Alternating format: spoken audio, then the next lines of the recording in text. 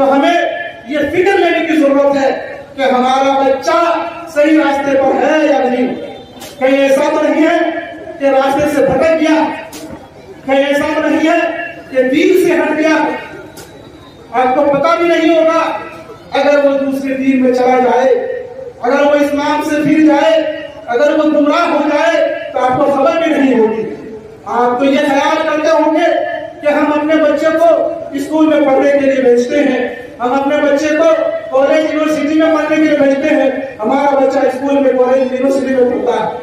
आप ये सोच रहे होंगे, लेकिन हो ना हो वो आपका बच्चा आपका ना रहा हो और वो किसी का हो गया, वो दीन से गिर गया हो, वो किसी गुमराह फिरने में शामिल हो गया हो, वो किसी गुमराह और बातिल मजहब में शामिल हो गया हो।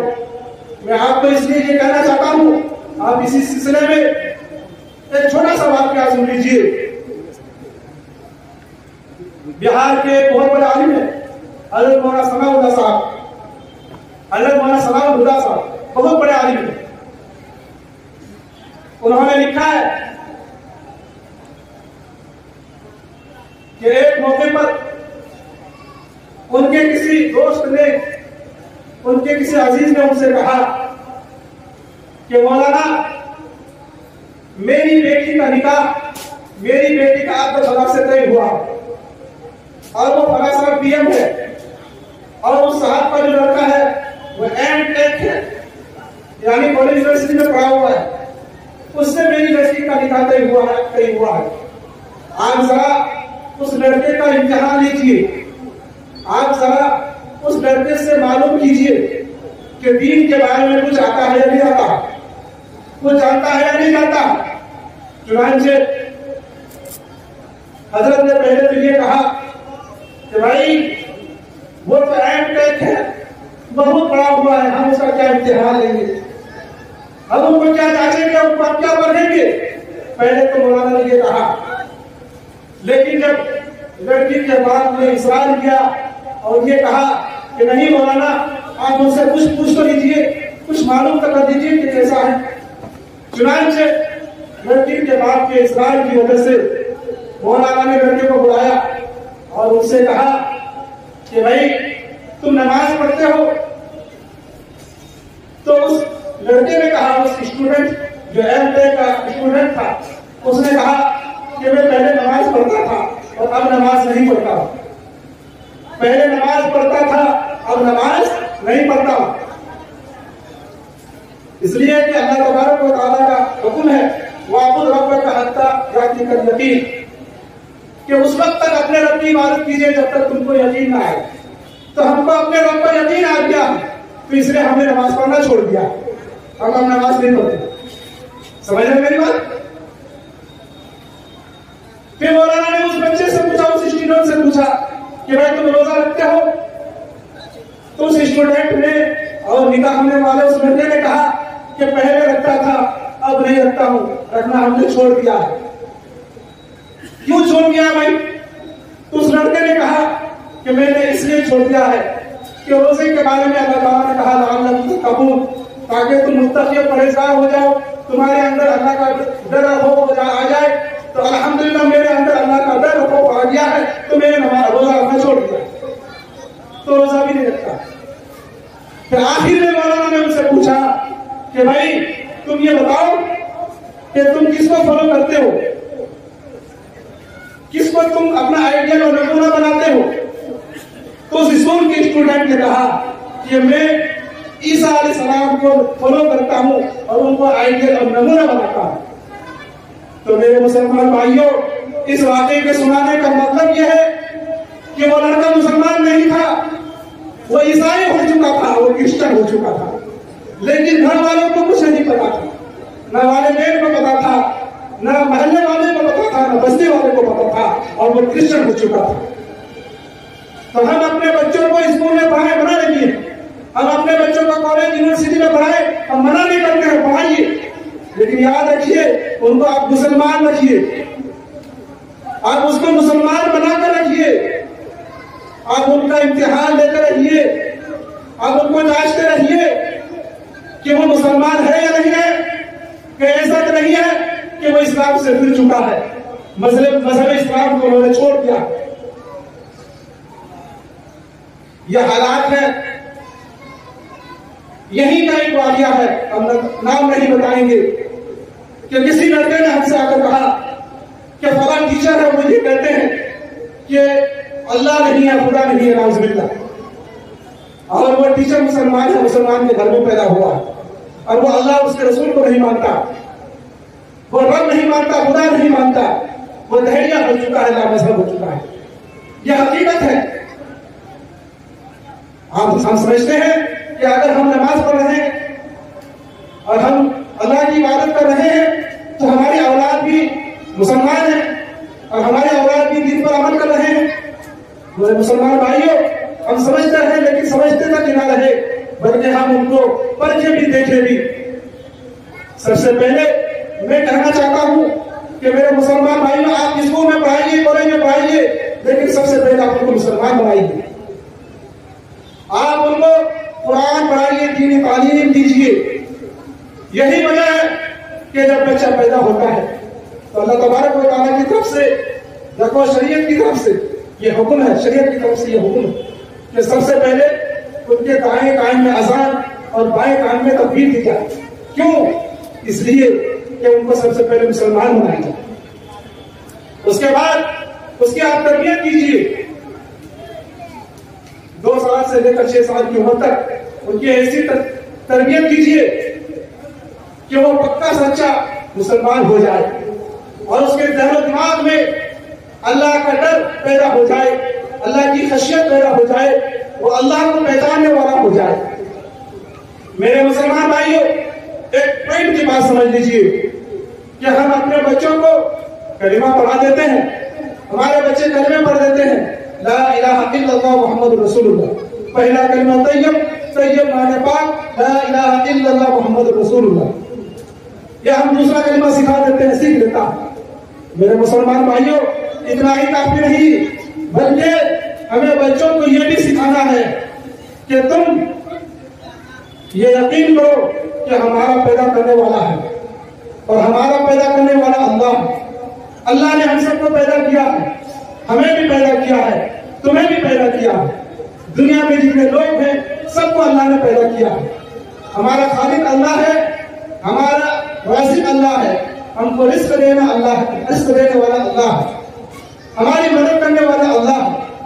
तो मेरे मुसलमान भाइयों, फिर उसके बाद हमको सिखाए कि अल्लाह ने अंबिया किराम दुनिया में भेजे हैं और सबसे आखिर में हज़रत मोहम्मद सल्लल्लाहु अलैहि वसल्लम को भेजा है। हमें उनको फॉलो करना है, हमें उनकी बातों पर अमल करना है, हमें उनकी तालीमात के मुताबिक जिंदगी गुजारनी है। ये आप अपने बच्चों को बताएं और बचपन से ही उनकी ज़हन साजी करें और उनके ज़हन दिमाग में ये बैठ जाए कि हमारा पैदा करने वाला अल्लाह है। इसलिए हमें अल्लाह को ही मानना चाहिए, अल्लाह के सामने ही सब झुकाना चाहिए और अल्लाह ही की इबादत करनी चाहिए, अल्लाह के अलावा किसी की बात नहीं करनी चाहिए। अगर हमने बच्चों की इस तरह तरबियत की तो आइंदा भी ये बच्चे अपने ईमान की हिफाजत करेंगे, अपना ईमान बचाएंगे, गैरों के चक्कर में नहीं फंसेंगे, अपना ईमान नहीं बेचेंगे। और यह हकीकत है कि जब हम बच्चों की इसकी तरबियत ऐसी करते हैं तो बच्चे भी आइंदा अपने ईमान की हिफाजत करते हैं। हो सकता है उनके अमाल खराब हो जाए, हो सकता है कि वो नमाज ना पढ़े, हो सकता है कि वो रोजे ना रखे, हो सकता है कि वो गुनाह कबीरा करे, हो सकता है कि वो शराब पी ले। लेकिन मेरे मुसलमान भाइयों, अगर बचपन में ही अगर आपने उनके दिल में अल्लाह की मोहब्बत और अल्लाह की हकीकत बैठा दी है तो वह कुछ भी करेगा लेकिन मुसलमान जरूर है। इसलिए हमें बचपन से ही उसकी ऐसी तरबियत और ऐसी परवरिश करनी है। आप अपने मोहल्ले में सबाही कायम कीजिए, मसाए कायम कीजिए, मतलब है मकतब कायम कीजिए और मकातिब में ऐसे आलिम उलमा को रखिए जो कुरान और हदीस के सही पढ़ाने वाले हैं, जो दीन को सही समझने वाले और दीन सही समझाने वाले हो। ऐसे उलमा को आप रखिए ताकि वो उलमा आपके बच्चों की सही तरबियत और सही तालीम दे सके। कहीं ऐसा ना हो कि आप ऐसे आलिम को रखते जिसको निर्मुल्ला कहते हैं, जिनको खुद ही पता नहीं है कि दीन क्या है, शरीयत क्या है, अल्लाह क्या है, रसूल क्या है। जिनको पढ़ना नहीं आता तो वो क्या पढ़ाएगा, वो क्या सिखाएगा, वो क्या बताएगा। आज मुसलमानों के अंदर ये खराबी आ गई है कि हम पढ़ाने के लिए हो, अज़ान देने के लिए हो, इमामत के लिए हो, ऐसे तैसे को रख देते हैं। यानी जिनका कुरान सही नहीं हम उनको इमाम बना देते हैं, जिनका अज़ान सही नहीं हम उनको वाजिब बना देते हैं, जिनको सही पढ़ना नहीं आता हम उनको अपने बच्चे पढ़ाने के लिए रख देते हैं। तो याद रखिए कि जब उनको नहीं आता तो आपको क्या सही पढ़ाएगा, आपको क्या सही तालीम देगा। यह हमारी कमी, बहुत बड़ी कमी है। हम लाखों रुपए दूसरी चीजों में खर्च कर सकते हैं, दूसरे काम में खर्च कर सकते हैं, तो क्या अपने मोहल्ले के इमाम के लिए, अपने मोहल्ले के हाफिज साहब के लिए और अपने मोहल्ले के आलिम मुफ्ती साहब के लिए पैसे खर्च नहीं कर सकते? जबकि हमारा यह मसला सबसे बड़ा मसला है। अगर हमारा ईमान सही नहीं है तो सब कुछ बेकार है। सबसे बड़ी चीज हमारा ईमान है। अगर ईमान सही नहीं तो सब कुछ बेकार है। और उसको सही करने के लिए हमें सही की जरूरत है, सही आलिम की जरूरत है, सही मुफ्ती की और सही जो पढ़ने वाले की जरूरत है। आप कोशिश कीजिए कि आपका इमाम मस्जिद का ऐसा हो जो कुरान भी सही पढ़ता हो, जो मसाइल भी जानते हो, जो हदीस भी जानता हो, जो आपकी तमाम जरूरतों को पूरी कर सके। ऐसे इमाम को रखिए। इमाम का होना कोई छोटा मोटा होता, इमामत कोई छोटा मोटा काम है, बहुत बड़ा काम है। ये वो काम है जो रसूलुल्लाह सल्लल्लाहु अलैहि वसल्लम का काम है। रसूलुल्लाह सल्लल्लाहु अलैहि वसल्लम ने इमामत की, आपके खुलाफा ने इमामत की, ये वो काम है। इमामत का काम बहुत बड़ा काम है और इसकी अहमियत बहुत बड़ी है मेरे मुसलमान भाइयों। इसलिए आप इसको छोटा समझकर ऐसे तैसे को या जो है कम पैसे के लिए या जो है कम उनको खर्चा देने के लिए मत रखिए, बल्कि जो अच्छा से अच्छा हो आप उनका इंतखाब कीजिए, उनका सेलेक्ट कर कीजिए और उनके लिए आपको जो खर्च करना पड़े और उनके लिए जो आपको फैसिलिटीज देनी पड़े आप उनको फैसिलिटीज दीजिए। आप मुआज़िन रखिए। ताज्जुब की बात है कि हम इमाम के लिए कोई अच्छा मुआज़िन नहीं रखते। बहुत ही अफसोस की बात है। हम जब आज़ानों की आवाज सुनते हैं तो अजान देने वाले ऐसे लोग हैं जो सही अजान नहीं देते, जो अजान के अल्फाज की सही अदायगी नहीं करते, जिनकी आवाज सही नहीं होती, भोंडी किस्म की आवाज होती है। हम ऐसे लोगों से अजान दिलवाते हैं। और जरा सोचो तो सही, गौर तो करो कि ये कितना बड़ा काम है। जिनको क़यामत के दिन ताज बनाया जाएगा, किसकी तरफ वो बुला रहा है, किस काम के लिए वो बुला रहा है। अब उस काम के बुलाने के लिए जो सबसे बड़ा काम है, सबसे बड़ी इबादत है, सबसे बड़ा सबसे अहम इबादत है नमाज। अब उसके लिए ऐसे लोगों को बुलाने के लिए रखें। अब रखिए उन नजरात को, अब रखिए उन उलमा को कि जो सही अजान दे सके, अजान के अल्फाज की अदायगी सही कर सके, जिसकी आवाज अच्छी हो। नबी करीम सल्लल्लाहु अलैहि वसल्लम ने अगर मुआज़िन मुकर्रर किया है मस्जिद नबी में अजान देने के लिए तो हजरत बिलाल रज़ियल्लाहु तआला अन्हु को मुकर्रर किया था। क्यों किया था? इसलिए किया था कि हजरत बिलाल रज़ियल्लाहु तआला अन्हु की आवाज बहुत उम्दा थी, बहुत अच्छी थी और फिर अल्फाज की अदायगी बहुत अच्छे तरीके से करते थे। आवाज के अंदर खूबसूरती थी। बकरे का इमाम मुकर्रर किया हजरत अबू महसूरा रज़ियल्लाहु तआला अन्हु को। क्यों किया? इसलिए कि उनकी आवाज भी बहुत अच्छी थी, उनकी अदायगी बहुत अच्छी थी। एक सफर के मौके पर मुसलमान ठहरे हुए थे, कुछ तूफान के बच्चे आए, तो जब मुसलमान में से कोई अजान देने लगा तो वो बच्चे अजान की नकल करने लगे।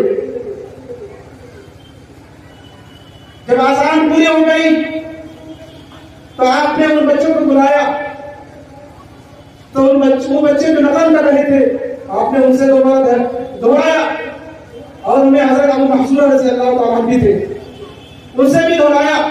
तो उन्होंने शानदार आवाज में अजान को दोहराया जो अजान दी गई थी। आपने उनको ईमान की दावत दी, इस्लाम की दावत दी, वो मुसलमान हो गए। फिर आपने उनको हरम शरीफ का मक्का का वाजिब बनाया था। क्यों बनाया था? इसलिए बनाया था कि उनकी आवाज अच्छी थी, उनकी आवाज खूबसूरत थी, उम्दा थी, उनकी अदायगी अच्छी थी, सही तरीके से आजान दे रहे थे। तो आपकी सुन्नत है, आपका ये अमल है, और हमारा अमल क्या है? हम क्या कर रहे हैं? हम आजान देने के लिए ऐसे मुआम्मर और बूढ़े को मुतयन करते हैं जो अभी बिल्कुल कमजोर हो चुके हैं, जिनकी मुंह से, जिनकी जबान से आवाज नहीं निकलती, सही अदायगी नहीं कर पाते, जिसकी आवाज में खूबसूरती नहीं है, ऐसे लोगों से आजान दिलवाते हैं। और फिर कहते हैं कि कुछ लोग आजान पर एतराज है, कुछ लोगों को आजान पर इश्काल। तो मैं कहना चाहता हूं, इश्काल है, हो सकता है उनकी कोई और वजह हो, लेकिन मैं ये कहना चाहता हूं कि अगर आप आजान सही अदायगी के साथ, सही तरीके से और सही अदायगी के साथ खूबसूरत आवाज में देंगे तो मुसलमान गैर मुस्लिम भी उसको सुनने पर मजबूर, गैर मुस्लिम भी कान लगाकर सुनेंगे, उनका दिलो दिमाग भी उसकी तरफ माइल होगा। तो इसलिए मेरे मुसलमान भाइयों, आप लोगों से ये भी गुजारिश है कि आप इबादत के लिए हो या उस मुआज़िनी के लिए हो, अज़ान देने के लिए हो, अब सही हज़रात का इंतखाब करें। और ये दीनी काम है, अहम इबादत है। हम जिसको अपना वकील बना रहे हैं, तर्जुमान बना रहे हैं, वह हमारा तर्जुमान, वह हमारा वकील सही होना चाहिए, वह हमारा एडवोकेट सही होना चाहिए। जब आप कोर्ट में जाते हैं और कोर्ट में केस लड़ने के लिए एडवोकेट सेलेक्ट करते हैं, एडवोकेट सेलेक्ट करते हैं, एडवोकेट का इंतखाब करते हैं, तो चाहते हैं कि हमारा जो एडवोकेट हो, जो हमारा तर्जुमान हो, जो हमारा वकील हो, वह सही हो और सही तरीके से हमारे केस को पेश करने वाला हो। तो यही बात है कि ये हमारे आइम्मा, ये हमारे वाज़िरीन हमारे लिए वकील है, हमारे लिए तर्जुमान है, हमारे लिए एडवोकेट्स हैं। तो हमें चाहिए कि ये भी हमारा सही हो, अच्छा हो, सही तरीके से हमारी तर्जुमानी करने वाली हो, सही वकील हो, सही तरीके से हमारे अमल को पेश करने वाले हो। तो मेरे मुसलमान भाइयों, ये मेरा आप लोगों से पैगाम है, आप इस पैगाम पर अमल कीजिए। और जिस के लिए मैंने अपनी तकरीर शुरू की थी वो ये थी कि ये इल्म दीन, दीनी तालीम बहुत ही जरूरी है हम सबके लिए और बहुत ही अहम, बहुत ही जरूरी है, बहुत ही अहम है।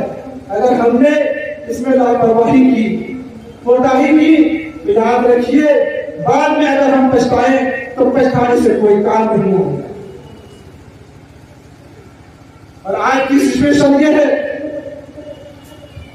कि मजीद से मजीद हालात खराब होते जा रहे हैं। हमें दीनी तालीम से दूर करने की कोशिश हो रही है, और थोड़ी मोड़ी नहीं, बहुत कोशिश हो रही है। तो लिहाजा हमें और ज्यादा मेहनत की जरूरत है और हमें ज्यादा और मुतवज्जो होने की जरूरत है इस इल्म को हासिल करने के लिए और ये इल्म देने के लिए, ये सिखाने के लिए। तो इसलिए मेरे मुसलमान भाइयों, मैं आपसे ये कहना चाहता हूं, हाँ आप पैसे वाले हो या पैसे वाले ना हो, आप मालदार हो या गरीब हो, कोई भी हो, आपके घर में जितने बच्चे बच्चियां हैं, आप सबको दीनी तालीम दीजिए, सबको दीनी तालीम दीजिए। ये मत कीजिए कि एक बच्चे को हमने मदरसे में एडमिशन दे दिया तो बस वही दीन सीख लेगा और बाकी को दीन सिखाने की जरूरत नहीं। और यही हो रहा कि घर में से एक बच्चे को हाफिज बना देते और वही भी बना देते हैं, तो आप सोच लेते हैं कि और घर में से किसी को पढ़ने की जरूरत है, बस सबकी तरफ से वो काफी है। ऐसा नहीं है मेरे मुसलमान भाइयों, सबके लिए इल्म हासिल करना फर्ज है। मैंने हदीस पढ़ी, तलबुल इल्म फरीज़तुन अला कुल्ली मुस्लिम, कि हर मुसलमान पर इल्म दीन का हासिल करना फर्ज है, खाओ लड़का हो या लड़की हो, हर एक पर फर्ज है, खाओ बूढ़ा हो या जवान हो। या वो बच्चा हो, सबके लिए इतना इल्म हासिल करना फर्ज है। हमारे जो नौजवान हैं और हमारे जो उम्रदराज लोग हैं, उनके ख्याल में आता है, वो सोचते हैं कि हम तो बूढ़े हो गए, हमारी उम्र तो काफी हो गई, अब हम जो है कैसे इल्म सीखेंगे। मेरे मुसलमान भाइयों, ऐसा नहीं कि आप के लिए रुश्वत हो जाए और आपके लिए ये झूठ हो जाए, ऐसा नहीं। हर एक के लिए इल्म सीखना जरूरी है। जब हम दूसरे काम आसानी से सीख सकते हैं, खा वो तिजारत के काम हो, खा वो खेतीबाड़ी के काम हो, या कोई मोबाइल सीखना हो और कोई दूसरे काम हो, जब हम उनको आसानी से सीख सकते हैं, तो क्या हम इल्म दीन नहीं सीख सकते? जरूर सीख सकते हैं। शर्त यह आप मेहनत करें और गांव और बस्ती में, महल्ले में जिस इमाम को आप रखे, आप उनसे इल्म हासिल कीजिए और वो इल्म खासतौर पर हासिल कीजिए कि जिनका सीखना आपके लिए जरूरी, जिनका सीखना आपके ऊपर फर्ज है, अब जरूर सीखिए। कोई भी मुसलमान ऐसा नहीं होना चाहिए कि उनको कुरान ना आता हो, वो कुरान उनको पढ़ना ना आता हो। कोई भी हमारा मुसलमान ऐसा नहीं होना चाहिए। हर मुसलमान कोशिश करे कि हम कुरान को पढ़ेंगे, कुरान को पढ़ना सीखेंगे। हमारी जो भी उम्र है, हम कोशिश करेंगे, कोशिश करते हुए हमारी मौत हो जाए तो मर जाएंगे, लेकिन हम कुरान को जरूर सीखेंगे। हर आदमी की हमारी कोशिश है।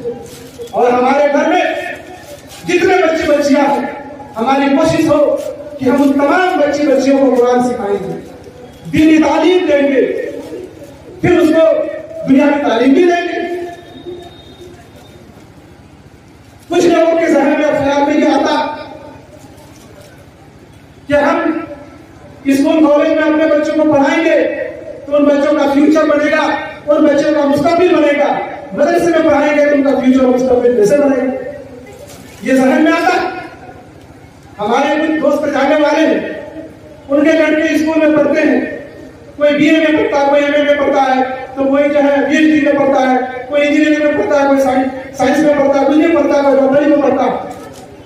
तो जब हम उनसे कहते हैं कि भाई तुम अपने किसी बच्चे को मदरसे में तो पढ़ा लो, तो वो कहता है कि मदरसे में पढ़ा के क्या होगा, उसका फ्यूचर नहीं बनेगा। हम स्कूल कॉलेज में पढ़ाएंगे तो उनका फ्यूचर बन जाएगा, उनका मुस्तकबिल बन जाएगा।